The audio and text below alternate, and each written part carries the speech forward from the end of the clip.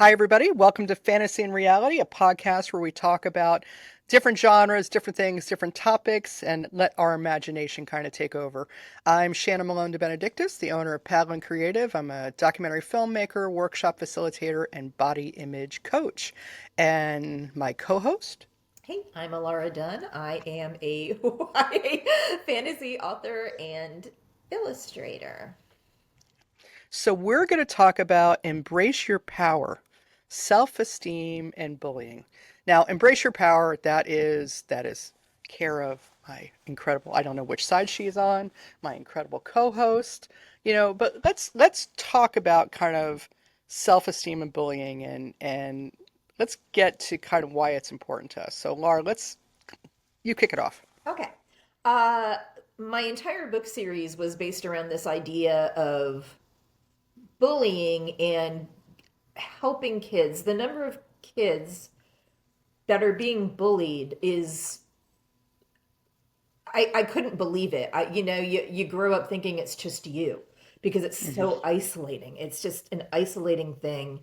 And there's so many kids that are struggling so hard right now, and in the core of my being I wanted toxic positivity. I wanted to tell them it was okay. Hmm. So I started writing this book on kids that are being bullied who get a magic power to defend themselves. Hmm. While I started writing it, I realized very quickly that, first of all, I am not a licensed psychiatrist, but I had to give some form of coping, Hmm. just responsibility in the book. And basically, in the book, I highly encourage kids to talk to their guidance counselor or to go to, counseling, whatever they might need. So the characters do these things. But to me, it was important to give like a very true inner voice. Like, this is how it feels. Like, there's gonna be trust issues. There's gonna be issues, and sort of normalize that inner dialogue. Hmm. So would you say that bullying is worse now than it was when we were kids in the late 20th century? I'm gonna say no because I think it's just more documented and talked about now. I can see that. Yeah. I can see I mean, that. there's certainly online bullying, but yes, like that's absolutely bad. We didn't have that. But yeah, I mean, it's bad and it still is bad. Yeah. And in your experience, and you write about this in the book in your books. How do you kind of write about the bullying and the self-esteem with your characters? How do you connect that? Well, most of it is the first book is told mostly through my main character's point of view. Hmm. So Ellie, you're seeing everything from Ellie's perspective. She's not me at all because she plays trombone and I play trumpet. I mean, nothing alike. Totally different. Yeah, Not even you. I Yeah. poured my inner thoughts into this character, and she meets some Mhm. new people, and immediately, she thinks they're going to play a trick on her Oh, yeah, I remember because that. issues are still hard. Hmm. It still really is hard. So it's sort of, again, it's normalizing that inner dialogue. It's the Hmm. acknowledgement that you may have some trust issues during and after bullying. But at one point, she says that her friends don't deserve that and that she needs to learn and trust. And I think that's an important lesson because you're going to deal with bullies your entire life, but you can Hmm. empower yourself. And that to me was the core message, is that empowering anybody who might read this. I think I is I've mentioned this earlier episodes. Everybody buy these books. They're just incredible and they're just motivational and wonderful. And I've already given them to friends of mine's kids and things. I think that they're just fantastic. I think that one thing about kids, and look, in full disclosure, I have no children. I have two nephews I dote on, but I do not have children. Um, is I remember thinking that everything that was going through my mind was an absolute, that it was absolutely true. And it's not, it comes with age comes wisdom, is that when you realize, oh, it's so not true.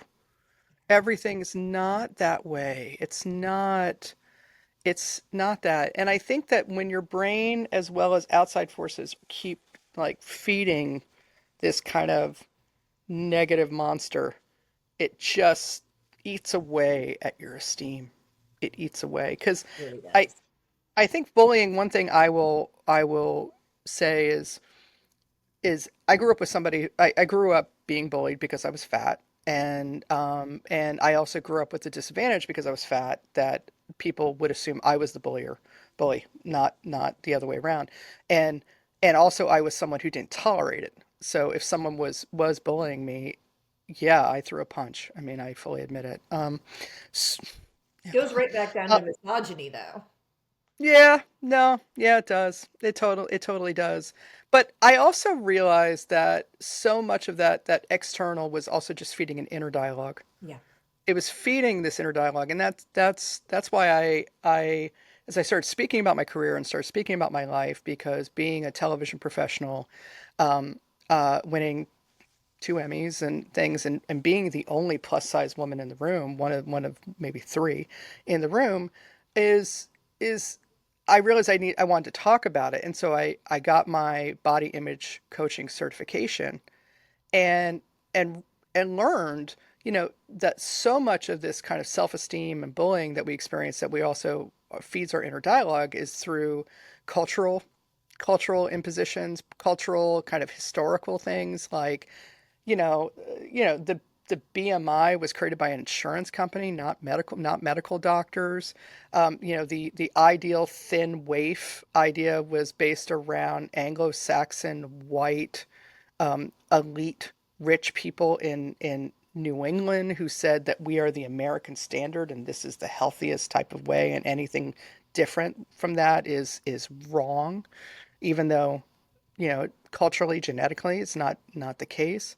So I think it's once you learn that and learn that all those things have been ingrained in you, um, and go, oh, it's a little bit like lifting the cloud is kind of clearing Right. and seeing it.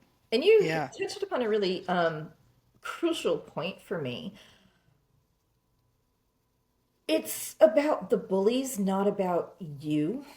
Right. And we could dive into that psychology as not certified people as much as we want. Um, Something I did touch upon is finding out that the bully is actually being bullied herself at home. Uh, Hmm. a lot of the time it's the case, not all the time. But the point I wanted to make, and I have one, is it's not about you. And to me, I have a good friend that reads my books chapter by chapter for me to give me feedback.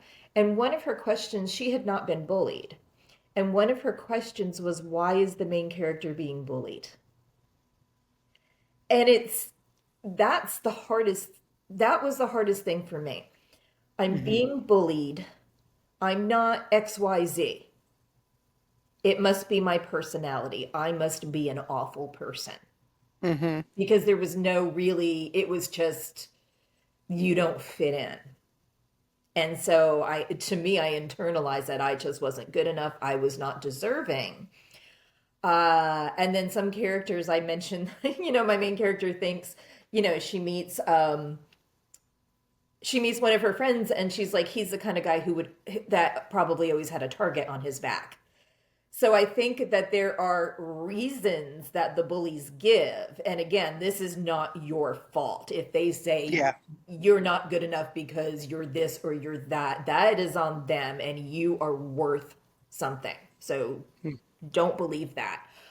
So it was important to me to sort of address all different kinds of bullying as well.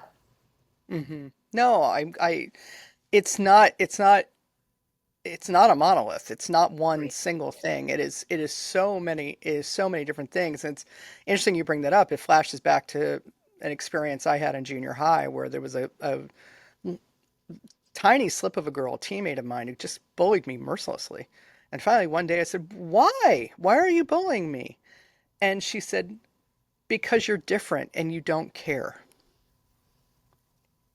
And that actually made me, it kind of took a little little burden off me because Right. I was like, "Oh, it's you. It's Yeah. not me. Yeah. And It's that is you." exactly what it is. And, I sort of Yeah. go back to this when we were talking about wildlife is that sort of innate thing that humans seem to have to push away something that's different. Yeah. And it's just sort of the cause of so many issues we have in this world. I think one of, to pivot a little bit, I think one thing to about embracing, let's talk about embracing your power. Okay. Because one thing that I feel is that this is just me, there's no science behind it, it's just my own weird philosophical thing. Is like we only have a certain amount of energy, emotional and mental energy. And when you learn to push away the bullying, you learn to push away those external factors who are telling you aren't worth it because they're just dealing with their own stuff. It's saving your energy for things that are important. Right. That's my, and to me, that's how I view embrace your power. So how do you embrace your power? Because I know that's a key theme in your books. And it's important because, it's something that it's something you think about every day.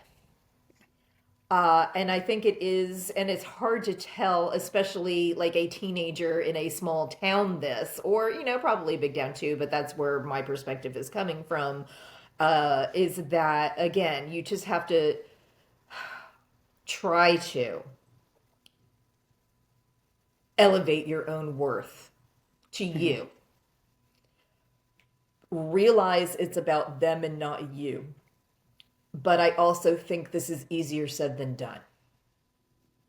Hmm. I think the most important thing is that we realize that those feelings they're normal, and to sort of normalize and say I don't trust anybody, I have no friends, and then maybe to read the book or talk to someone else who's being bullied and Hmm. realize that is normal, like what you are feeling is normal, and connect with others and you will find that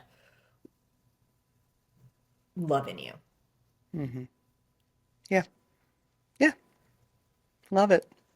Love it. Yeah. So, any last words? Embrace your power. Embrace your power. Well, thank you everybody for joining us on yet another fantastic episode of Fantasy and Reality. Again, I'm Shannon Malone-deBenedictis. You can find me at padlincreative.com. I'm also on most social media platforms. And if you like this, click like, please, and share it with your friends, your family, strangers. Just approach strangers and tell them that they've got to listen to this, okay? And my co-host, whichever way you are. Again, I'm Elara Dunn. The Magic Locker, I have two books out and I'm in the middle of writing the third. I have The Witch's Curse and The Disappearing Cabin. They are both available on Amazon. Amazon. I'm trying to say Amazon and Kindle at the same time. So Amazon, I've just created. Amazil. It's a thing. It's a thing. All the cool kids are doing it.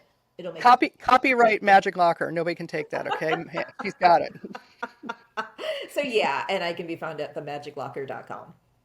Great. Okay, until next time, thank you, everybody. Bye.